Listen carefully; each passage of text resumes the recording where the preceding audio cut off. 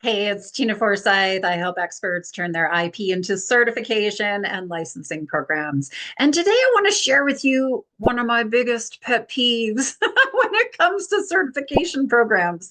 I made the mistake this morning of clicking on a Facebook ad that came up for me. And it was a Facebook ad for a Become a Life Coach for $27. And I mean, of course, my eyes rolled back into the back of my head for all kinds of reasons. But what was interesting was because I clicked on that one link, I started seeing more ads pop up. And I was taking some screenshots of these. Become a fully certified NLP and life coach for $7. Eek. Become it's an accredited life coaching program for $65. Become a spiritual life coach for $75. Like these all just started coming up. And it really, I mean, first and foremost, I dare say that I don't know the back end of these programs, right? I haven't been on the back end of these, but I dare say it's hard to take them seriously when they're only charging these really, really low fees. Or maybe in some cases, this is just part of their strategy of like, get you in the door, $7, and it costs a lot more to be certified. I'm not sure. But all of that to say that it's interesting to me when I look around out there and I look at various certification programs.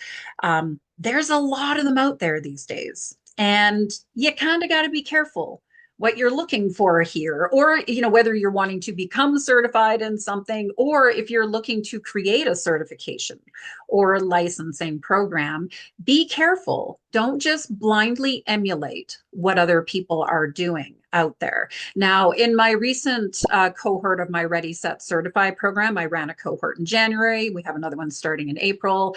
I updated all my training again. I do that on a regular basis. I was updating all my training with the January cohort. And I have to tell you, it was kind of interesting while I was doing that because I was having a hard time finding certification programs that met all of the standards that I set for a certification program and that I teach when I'm teaching and supporting others to create their own certification or licensing programs.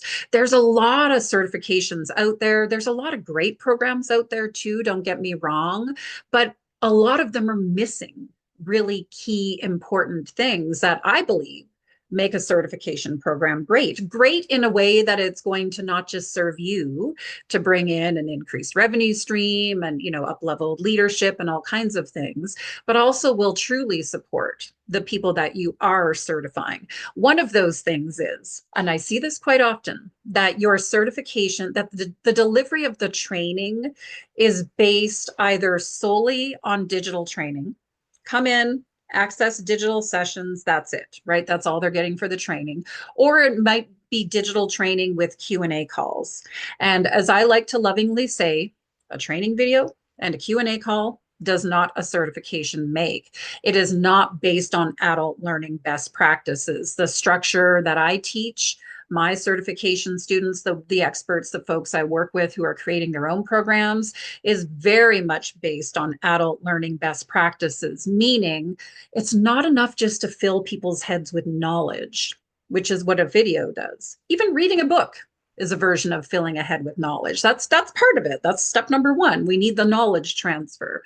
But there's other things you need to build into a program that helps people actually integrate what they are learning. And when we're certifying somebody, we want them to actually integrate what they're learning. We don't just want to fill their heads with knowledge. The second thing that I'll see quite often is either no testing process or what I consider to be an ineffective testing process. Like, how does this person earn their certification? A very common thing we'll see is, hey, at the end, you take an exam. You take an online multiple choice or maybe a bit of a written exam or whatever that might be.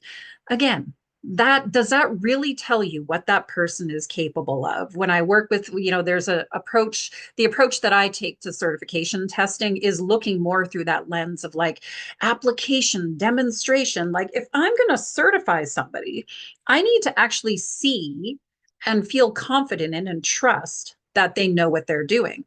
If I'm just giving them an online exam, a multiple choice exam, is that really demonstrating that they know how to apply what it is that I'm giving them?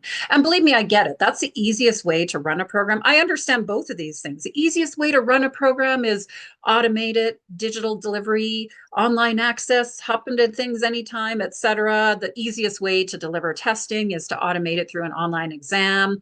But again, I don't think those are the most effective ways. Are people coming out the other end actually prepared and ready to operate under your banner of being a certified whatever it is, right? They may have their heads filled with knowledge, but it doesn't actually put you or them in a position of being ready to actually go out and do good work with this. I'll also see things around the idea of promising the sun, the moon, and the stars. Like, come into this certification and you're going to be able to do this and this and this and this and this and this and this, and it'll change your world. And of course, there's so much marketing hype in the world, regardless of what people are selling. And to some degree, of course, we have to have a little bit of marketing hype in what we're doing when we're offering a certification. We need to cast a vision for people. We need to let them know what's possible.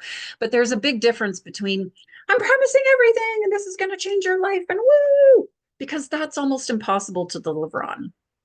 Something that is trying to deliver the sun, the moon, and the star, or promising the sun, the moon, and the stars, it is hard to deliver on that. And are people coming out the other end feeling like they got what they were promised? Feeling like they can now implement what they were promised. Whereas if we take a more strategic, this is one of the things I challenge my clients on quite a bit. And sometimes it's a little, they get a little like, Tina, I don't know, right? But I do push people here in this area, and that is be ridiculously specific. The best certification programs out there are built around very specific frameworks, methodologies, workflows, very specific ways that people can learn things and take it out into their world and apply it in some way, shape, or form. The more specific your certification is, the better it's going to be. Like, mwah, chef's kiss. I love that stuff. And again, I do push my clients on this a little bit. Sometimes they come in all like, it's like, okay, let's dig in a little bit, right? Or let's dig into the way that this is all going to come together. So, all of that to say, these are some of my certification pet peeves. I do see these things out there. And it's not to say that all of these programs are terrible. It's not in that sense, but there's certain things that are missing from what I believe are otherwise really, really solid and great programs. And if you're looking to create a certification or a licensing program, then let's make sure it's done in a way that is not only going to serve you in the long run, but it's going to serve and support the people that you're certifying, because there's just too much at risk. Otherwise, there's too much at risk. And, it's this certification can become such a beautiful expansion of your IP and what you've worked so hard to create already. When you do it well, to bring other people into the fold and to teach and support and certify them, and continuing to bring your methodologies and frameworks out into the world, there's so much beauty in that when it's done right. When it's done right. So, food for thought. If you are interested or curious about creating a certification, with the video, you will see a link to my Ready, Set, Certify quiz. Go ahead and click that link, and it'll lead you through a journey to let you know where you're at and what your next steps might be. And of course, any comments or questions or thoughts you have on this, go ahead and leave them with the video. Until next time, it's Tina Forsyth. Take care. Bye now.